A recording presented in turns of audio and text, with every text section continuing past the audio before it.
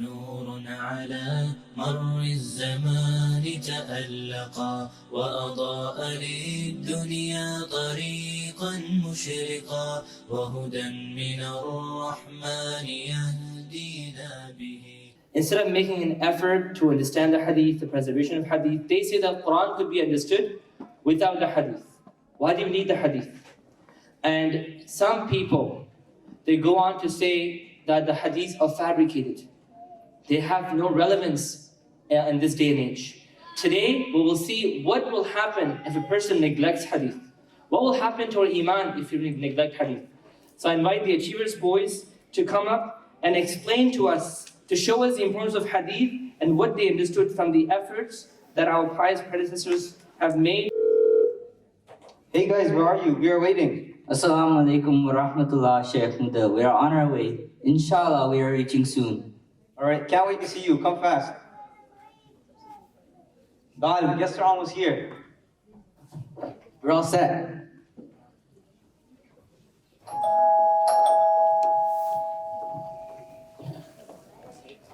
Assalamu alaikum. Welcome, welcome. We're so happy to see you all. I can take your jackets. Please have a seat. Lunch is ready.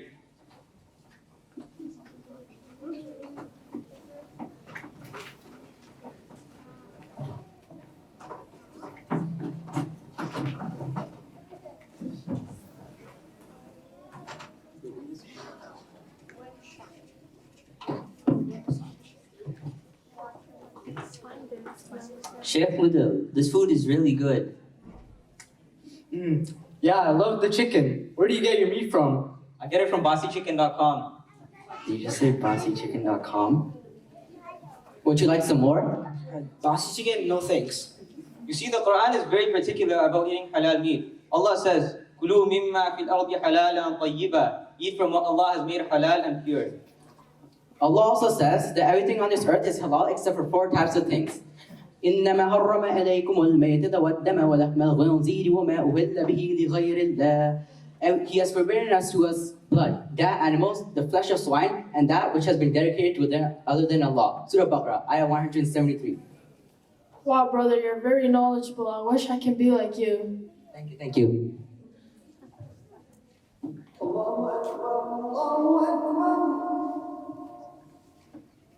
Wow, what a very elegant song. Do you guys know who the singer is?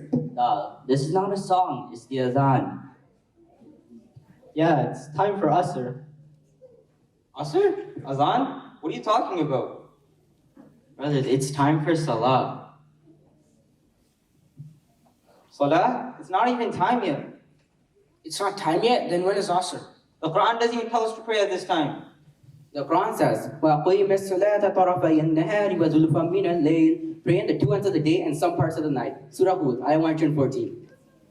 Wait, how many times do you guys pray? 3 times a day. What? The Prophet ﷺ says in an authentic hadith narrated by Abdullah ibn Amr ibn Asad anhu, the Messenger of Allah ﷺ talked about prayers. He said the prayer of a person who performs the 5 daily prayers will be, without missing, will be brightness, salvation, and evidence for him on the day of judgment.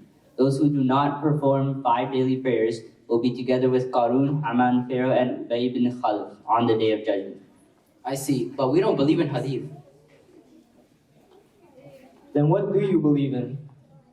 We believe in the Quran and that's it. Does the Quran even tell us to follow hadith? Yes, in fact, Allah subhanahu wa ta'ala says in Surah Ahzab, لَقَدْ كَانَ لَكُمْ فِي رَسُولِ اللَّهِ أُسْوَةٌ حَسَنَةٌ لِمَنْ كَانَ يَرْجُو اللَّهَ وَالْيَوْمَ الْآخِرِ وَذَكَرَ اللَّهَ كَثِيرًا. And there is an excellent model for you in the Prophet sallallahu alaihi wasallam, and for all who have their hope in Allah in the last day and remember Allah much. Exactly. The hadith is what the Prophet ﷺ did, said, or used to practice on a daily basis. The Prophet Allah subhanahu wa ta'ala also says, وَمَا أَتَاكُمُ الرَّسُولُ فَخُذُوهُ وَمَا نَهَاكُمْ عَنْهُ فَانْتَهُوا. You should accept whatever the Prophet gives you and abandon whatever he tells you to abandon. But aren't we only supposed to follow what was revealed to us? The Quran says about those who are rightly guided, وَالَّذِينَ يُؤْمِنُونَ بِمَا أُنزِلَ إِلَيْكَ, and those who believe in what has been revealed to you.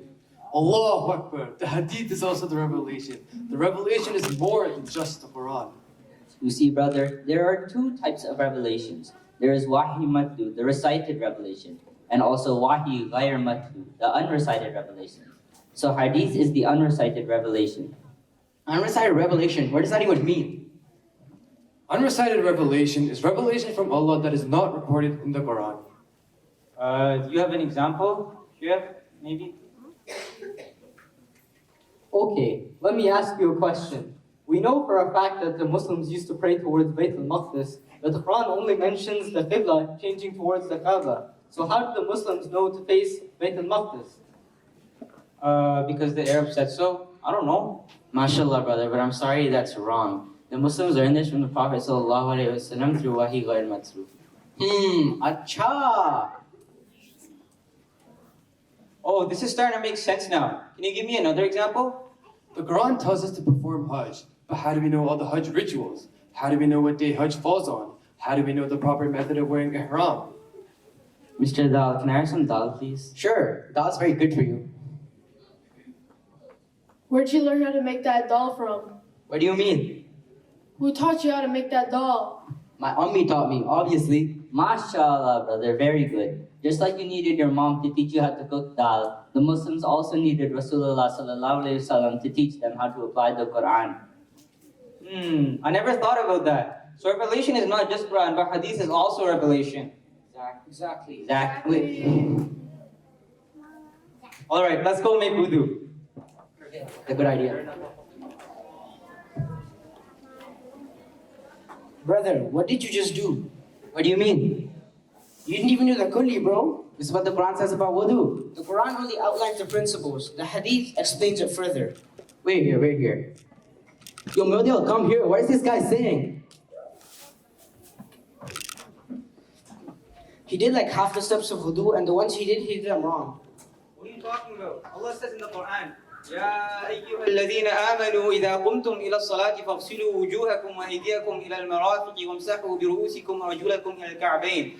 O you who have believed, when you rise to perform prayer, wash your faces, then wash your forearms to your elbows, then wipe over your head, then wash your feet to your ankles. Atta bin Yasir narrated that Ibn Abbas said the Prophet ﷺ performed wudu in the following way. He ladled out a handful of water, rinsed his mouth and nose, and then washed his face. Then he washed his right forearm up to the elbow and his left forearm up to the elbow. He then passed his wet hands over his head and cleaned his ears. He then washed his right foot up to the ankle thoroughly and similarly his left.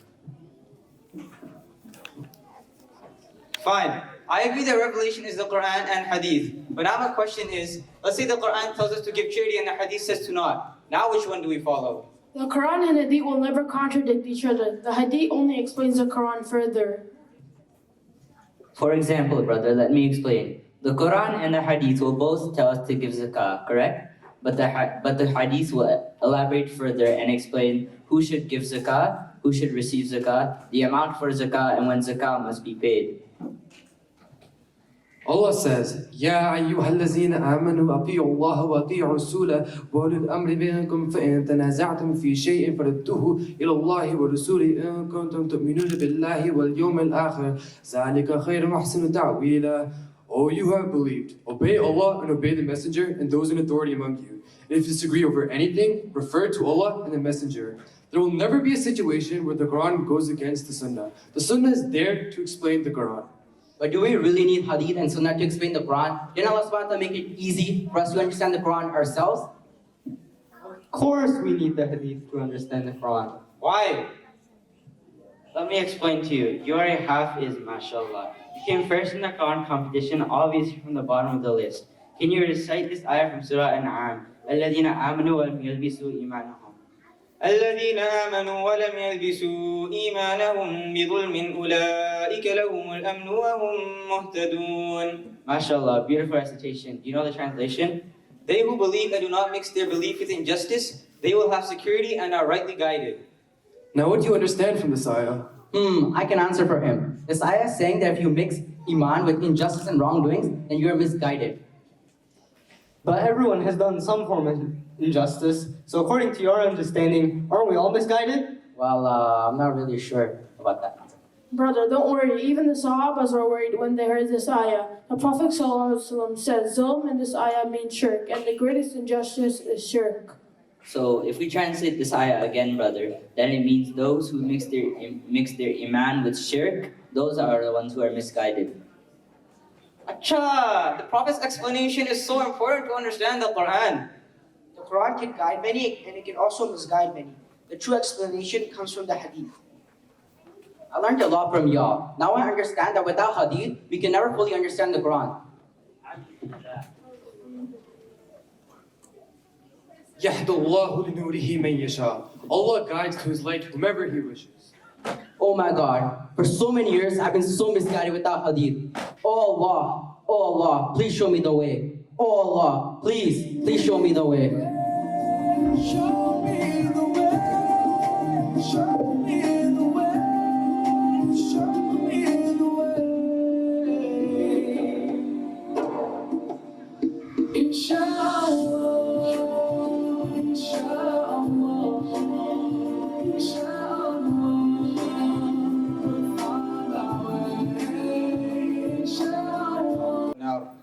الله أكبر.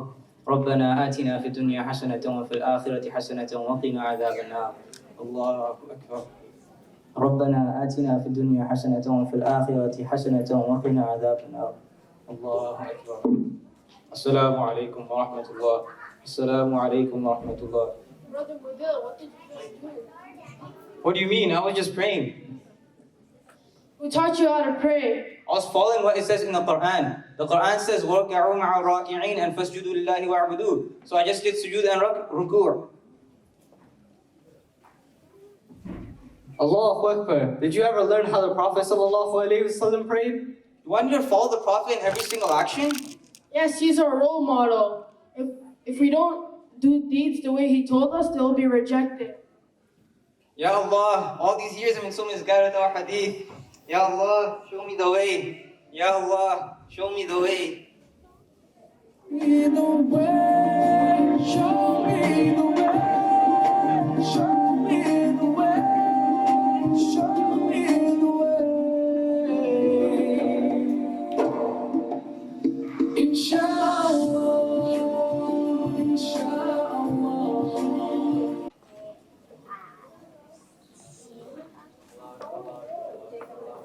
لا إله إلا الله أشهد أن لا إله إلا الله أشهد أن محمدا رسول الله أشهد أن محمدا رسول الله حي على الصلاة حي على الفلاح قد قامت الصلاة قامت الصلاة الله أكبر الله أكبر لا إله إلا الله Allahu Akbar. Alhamdulillahi Rabbil Alameen. Ar-Rahman Ar-Rahim. Maliki Yawmiddin. Iyyaka na'budu wa iyyaka nasta'in. Ihdina as-siratal mustaqim. Siratal ladhina an'amta alayhim. Ghayril maghdubi alayhim waladdallin. يا أيها الذين آمنوا لا تقدموا بين يدي الله ورسوله واتقوا الله إن الله سميع عليم يا أيها الذين آمنوا لا ترفعوا أصواتكم فوق صوت النبي ولا تجهروا له بالقول كجهر بعضكم لبعض أن تحبط أعمالكم وأنتم لا تشعرون. He changes his name to Shaykh al-Hadith.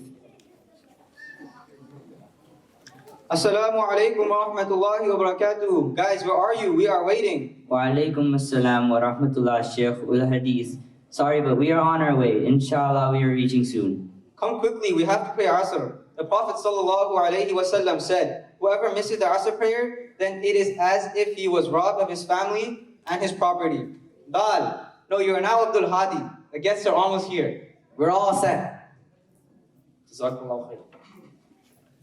Takbir. Allahu Akbar.